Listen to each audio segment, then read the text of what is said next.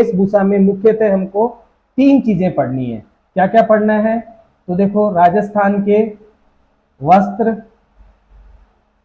राजस्थान के प्रमुख आभूषण और प्रमुख राजस्थानी पगड़ियां, इन तीनों को मिलाकर ये जो हमारा टॉपिक है वो बनता है। कौन सा टॉपिक? राजस्थान की वेशभूषा।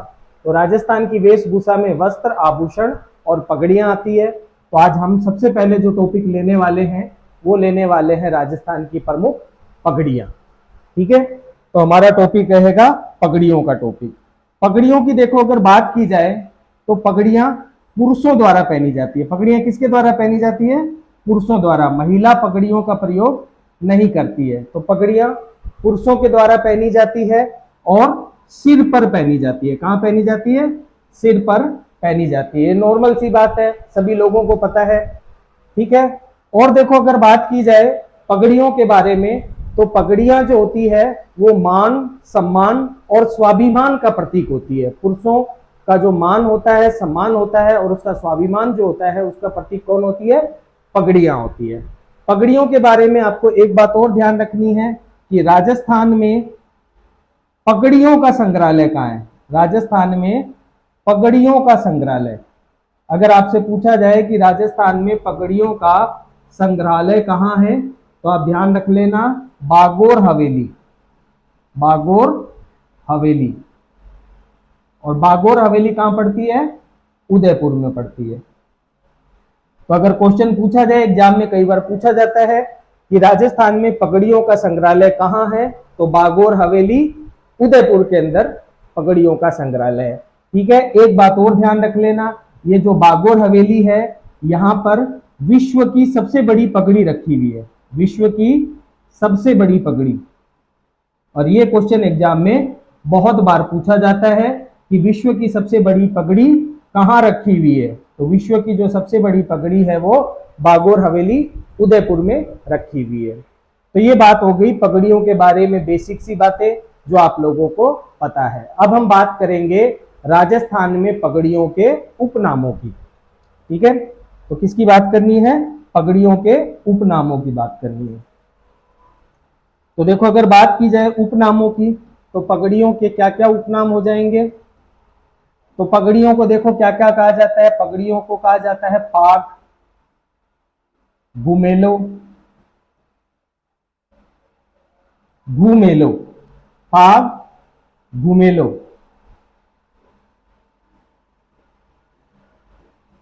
मंदिल, मंदिल भी क्या होती है? एक प्रकार की पगड़ी होती है। इसके अलावा साफा, साफा भी क्या होती है? पगड़ी होती है। पेटा, फेटा, पेंचा, ये सब क्या हो गए? ये सब पगड़ियों के नाम है। इसके अलावा सेलो, सेलो के अलावा सिरोत्राण, पगड़ियों को और क्या कहा जाता है? सिरोत्राण भी कहा जाता है। इसके अलावा पगड़ियों के और नाम क्या है? लेपेटो, लेपेटो, कई जगह लेप्टो नाम भी मिल जाता है, वैसे ओरिजिनल नाम है लेपेटो। तो पगड़ियों को लेपेटो भी कहा जाता है। पालियो, अमेलो, ये किसके उपनाम हो गए? पगड़ियों के ये सारे उपनाम हो गए। ठीक है, नेक्स्ट हम बात करेंगे कि विशेष अवसर पर पहने जाने वाली पगड़ियां कौन सी है। ठीक है, कुछ विशेष सामाजिक उत्सव होते हैं, उन पर विशेष प्रकार की पगड़ियां पहनी जाती है जिनके ऊपर एग्जाम में क्वेश्चन पूछे जाते हैं। तो नेक्स्ट हेडिंग हमारी हो जाएगी विशेष अवसरों पर पहने जाने वाली पगड़ियां। विशेष अवसर पर पहनी जाने वाली पगड़ियां। देखो जो यहां पर करवाया जा रहा है बस आप लोग इसी को कर लीजिए, इसके बाहर कहीं नहीं जाएगा। बस ये नोट्स आपको याद होने चाहिए। ठीक है, अंगुलियों पे इसको नोट्स को याद कर लो। जो सक्सेस है वो आपके पैरों में होगी, ये मेरी गारंटी है। गारंटी कोई नहीं लेता है लेकिन मैं ले रहा हूं। ठीक है, देखो सबसे पहले अगर बात की जाए तो लहरिया पगड़ी। विशेष अवसरों पर कौन कौन सी पगड़ी पहनी जाती है? लहरिया पगड़ी। लहरिया पगड़ी कब पहनी जाती है? तो लहरिया पगड़ी पहनी जाती है तीज के अवसर पर। लहरिया पगड़ी कब पहनी जाती है? तीज के अवसर पर। दूसरी पगड़ी आप ध्यान रख लेना, मदील पगड़ी। मंदील पगड़ी जो है ये कब पहनी जाती है? तो ये पहनी जाती है दशहरे के अवसर पर। दशहरे के अवसर पर ये एग्जाम में क्वेश्चन पूछे जाते हैं, दशहरे के अवसर पर कौन सी पगड़ी पहनी जाती है, तीज के अवसर पर कौन सी पगड़ी पहनी जाती है। ठीक है, और क्या आपको ध्यान में रखना है? तो और आपको ध्यान में रखना है मोठड़े की पगड़ी। मोठड़े, मोठड़े की पगड़ी। और ये जो मोठड़े की पगड़ी है, ये मोठड़े की पगड़ी कब पहनी जाती है? कोई विवाह हो गया या कोई विशेष अवसर हो गया, तो विवाह या विशेष अवसर पर पहने कौन सी पगड़ी पहनी जाती है? मोठड़े की पगड़ी। तो विवाह या विशेष अवसर पर, विवाह या विशेष अवसर पर जो पगड़ी पहनी जाती है वो क्या कहलाती है? मोठड़े की पगड़ी। इसके अलावा आपको ध्यान में रखना है पाग। पाग, पाग क्या होती है? तो पाग जो होती है एक विशेष प्रकार की पगड़ी होती है जो लंबाई में बड़ी होती है। ठीक है, यह है लंबाई में बड़ी होती है और विशेष प्रकार की पगड़ी होती है, तो उसको क्या बोल देते हैं? पाग बोल देते हैं।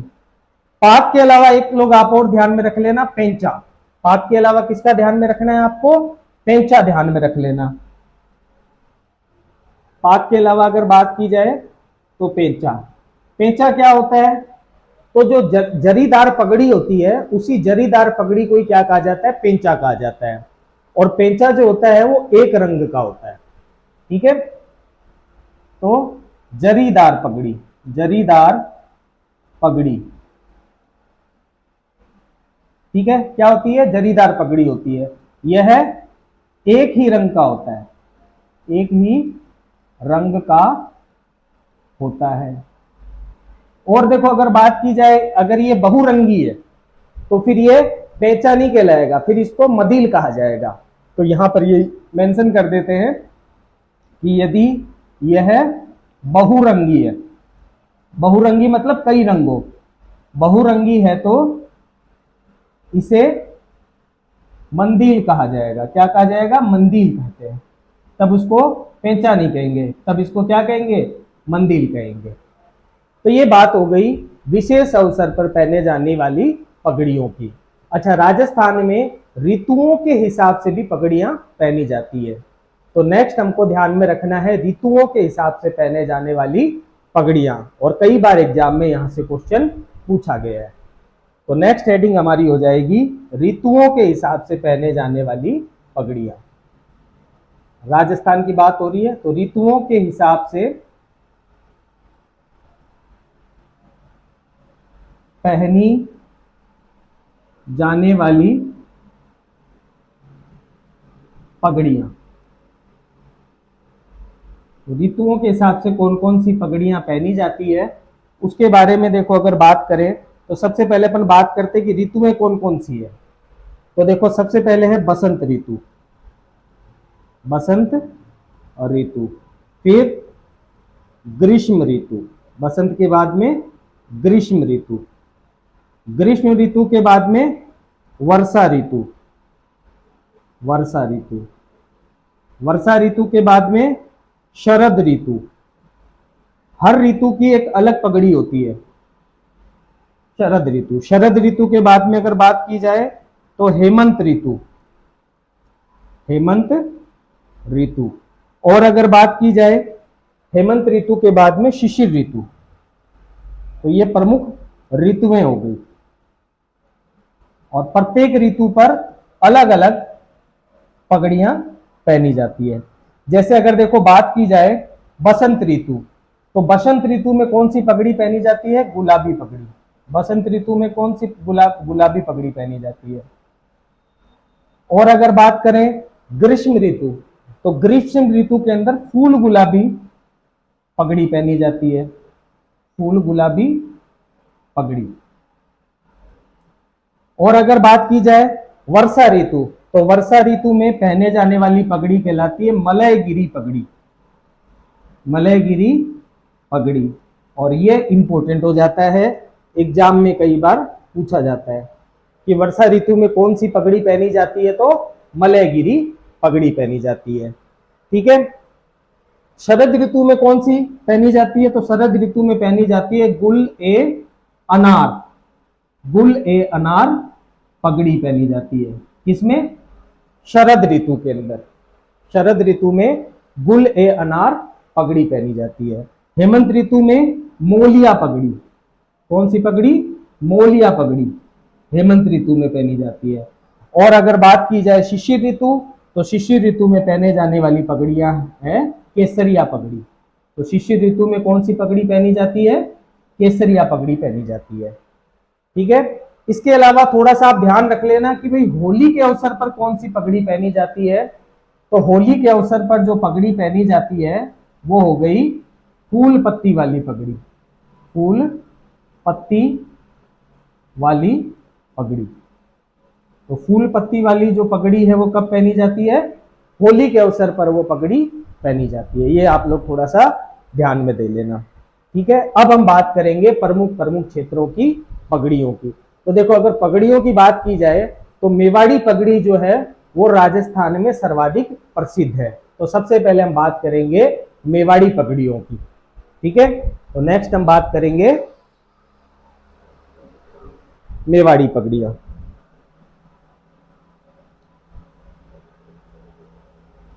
तो मेवाड़ में पहनी जाने वाली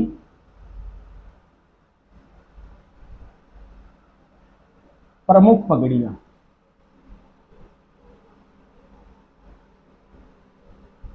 मेवाड़ में पहने जाने वाली प्रमुख पगड़ियां देखो, राजस्थान में मेवाड़ी पगड़ी, राजस्थान में मेवाड़ी पगड़ी तथा जोधपुरी साफा सर्वाधिक प्रसिद्ध है, तथा जोधपुरी साफा ये जो है ये सर्वाधिक प्रसिद्ध है।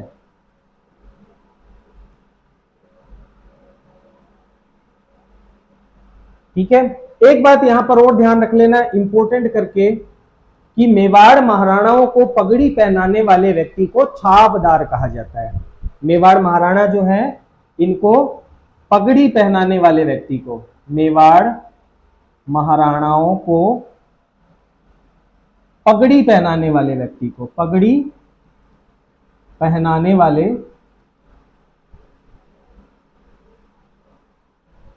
व्यक्ति को क्या कहा जाता है? छाबदार, छाबदार कहा जाता है। ठीक है। तो ये थोड़ा सा आप लोग ध्यान में रख लेना। अब बात करते हैं प्रमुख मेवाड़ी पगड़ियां कौन सी है। तो इसमें जो फर्स्ट नंबर पगड़ी आपको ध्यान में रखनी है वो है अटपटी पगड़ी। कौन सी पगड़ी? अटपटी, अटपटी पगड़ी। और ये एग्जाम का फेवरेट क्वेश्चन है, बहुत बार एग्जाम में पूछा गया है। देखो, अटपटी पगड़ी जो है ये मेवाड़ में चलती थी, अकबर के काल में चलती थी, ईरानी पद्धति से की ये पगड़ी है। ठीक है। तो इसमें क्या ध्यान आपको रखना है? आपको ध्यान में रखना है कि अकबर कालीन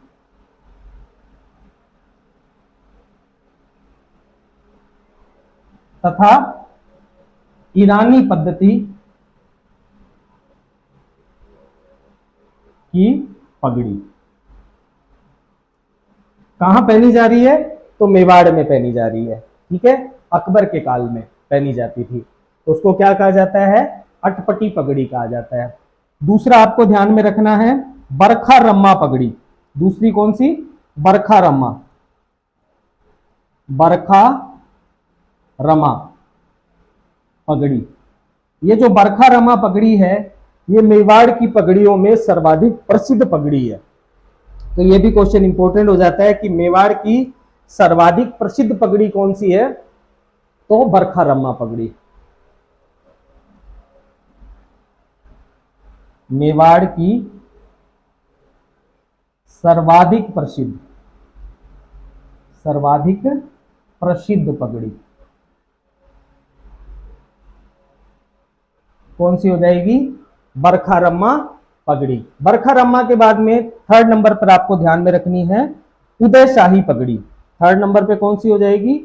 उदयशाही, उदयशाही पगड़ी।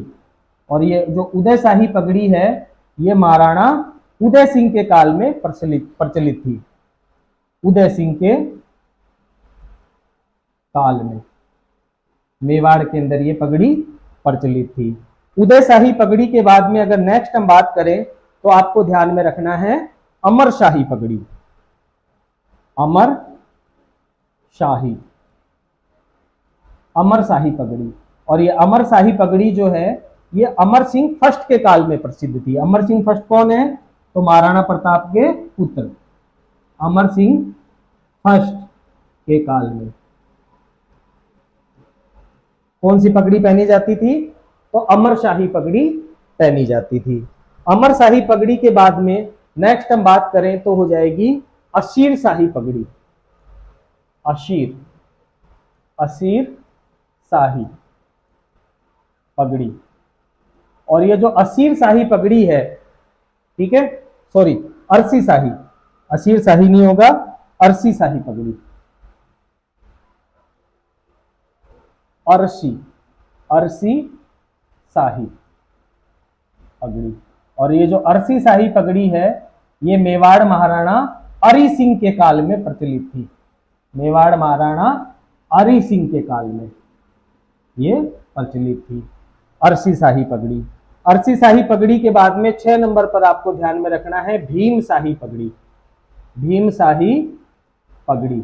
और ये जो भीम शाही पगड़ी है ये मेवाड़ महाराणा भीम सिंह के काल में प्रचलित थी। मेवाड़ महाराणा भीम सिंह के काल में ये प्रचलित थी। भीम शाही पगड़ी के बाद में नेक्स्ट पगड़ी जो आपको ध्यान में रखनी है वो हो जाएगी स्वरूप शाही पगड़ी। कौन सी पगड़ी? स्वरूप शाही पगड़ी। स्वरूप शाही पगड़ी। और ये जो स्वरूप शाही पगड़ी है ये महाराणा स्वरूप सिंह के काल में प्रचलित थी। ये किसके काल में प्रचलित थी? स्वरूप सिंह के काल में ये प्रचलित थी। तो नेक्स्ट जो पगड़ी आपको ध्यान में रखनी है वो हो जाएंगी जोधपुर की पगड़ियां। ठीक है, तो प्रसिद्ध जोधपुर की पगड़ियां। जोधपुर की पगड़ियां कौन कौन सी है तो ध्यान में रख लेना। जोधपुरी पगड़ियां, जोधपुरी पगड़ियों में सबसे पहले आपको ध्यान में रखनी है जसवंत शाही, जसवंत शाही पगड़ी। चुंडावत शाही पगड़ी, चुंडावत शाही पगड़ी। शाहजहानी पगड़ी, शाहजहानी पगड़ी। शाहजहानी पगड़ी के अलावा मनशाही पगड़ी, मन शाही पगड़ी। राठौड़ी पगड़ी या राठौड़ी पेंच इसको कहा जाता है, ये भी एक पगड़ी का प्रकार है। इसके बारे में थोड़ा सा आपको ध्यान रखना पड़ेगा क्योंकि राजपूतों के द्वारा सर्वाधिक यही पगड़ी पसंद की जाती है। राजस्थान में राजपूतों द्वारा सर्वाधिक पसंद की जाने वाली पगड़ी कौन सी है तो हो जाएगा राठौड़ी पेंच। ठीक है, इसके अलावा कौन सी पगड़ी ध्यान में रखनी है आपको? विजय शाही, विजय शाही पगड़ी।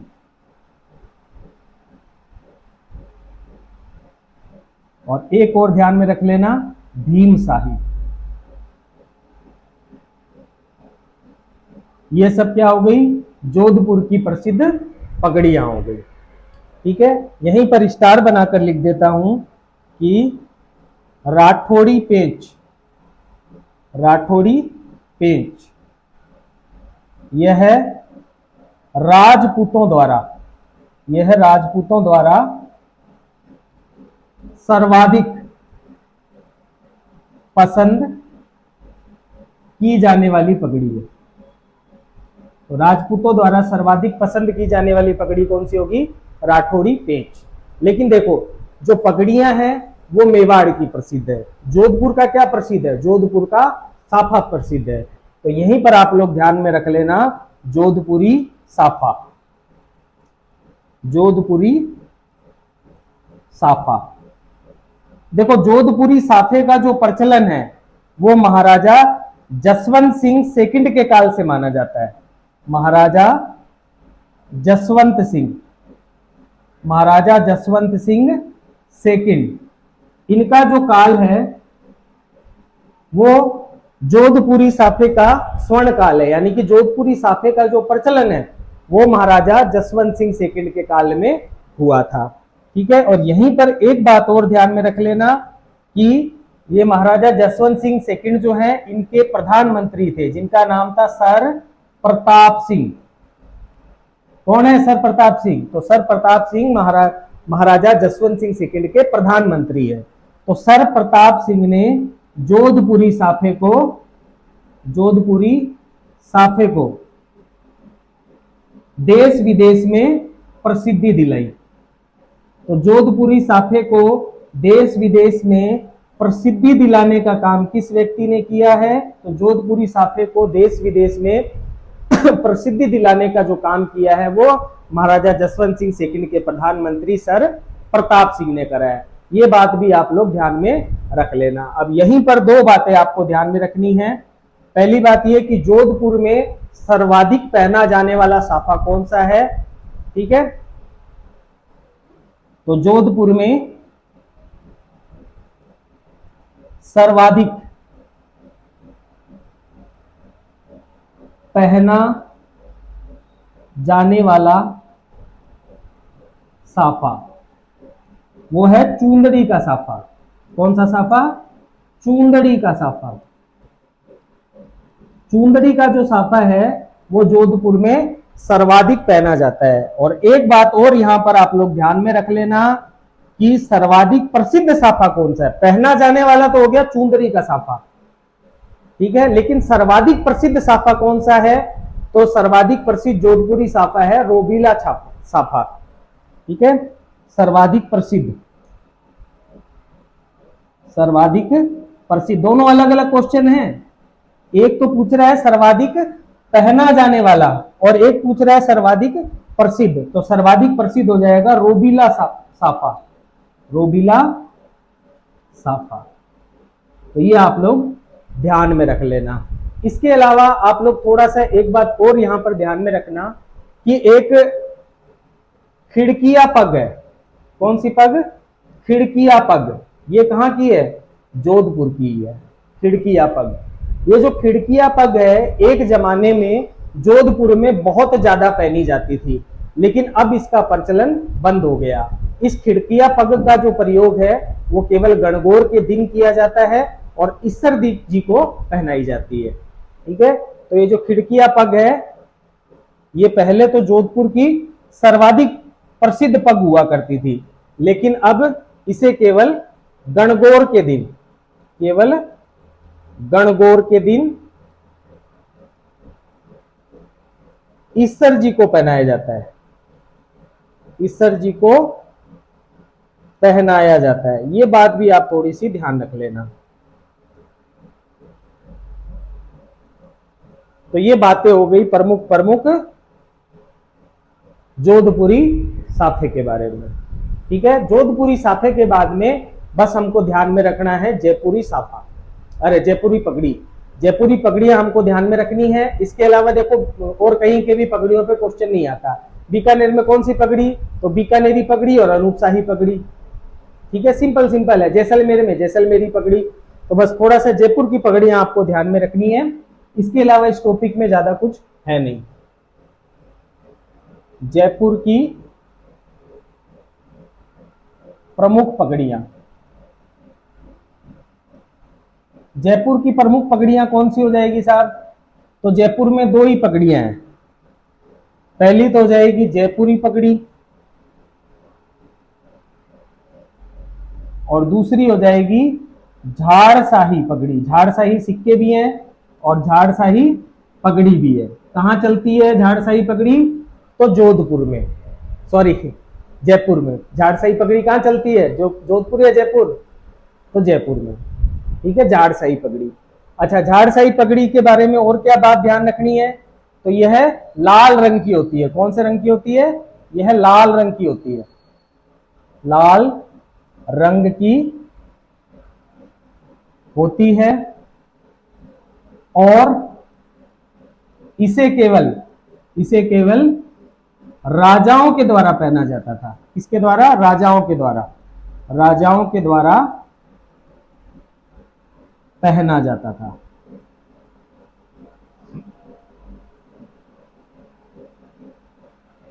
ठीक है, इसके अलावा देखो और कोई पगड़ी नहीं है। जैसलमेर में जैसलमेरी, बीकानेर में बीकानेरी, अनूप शाही, ये सब बता दिया। यहां से क्वेश्चन आता नहीं है। ठीक है, तो जितना आपको करा दिया इतना पगड़ी में पढ़ लो, इसके बाहर कहीं नहीं जाएगा। सेलेक्टिव स्टडी करो, फालतू का मैटर मत पढ़ो, ऐसे ही बहुत ज्यादा आपका सिलेबस है। ठीक है, बच्चों को यही नहीं पता होता कि कहाँ से क्या सिलेबस आएगा। ठीक है, तो आपको जितना करवाया जा रहा है आप लोग कर लीजिए, विश्वास रखिए, इसी में से ही क्वेश्चन आएगा। आपको किसी भी बुक की, किसी भी किताब की जरूरत नहीं है। ज्यादा से ज्यादा रिवीजन पे फोकस कीजिए, जो नोट्स आपको कराए जा रहे हैं उनको उंगलियों पे याद कर लीजिए। और क्लास अगर आप लोगों को पसंद आई हो तो प्लीज वीडियो को ज्यादा से ज्यादा लाइक कर दीजिए, ज्यादा से ज्यादा सब्सक्राइब कर दीजिए और ज्यादा से ज्यादा शेयर कर दीजिए, और ऐसे ही बने रहिए। नेक्स्ट क्लास में हम जो टॉपिक लेंगे वो है राजस्थान के वस्त्र। ठीक है, ओके, बाय बाय, जय श्री कृष्णा।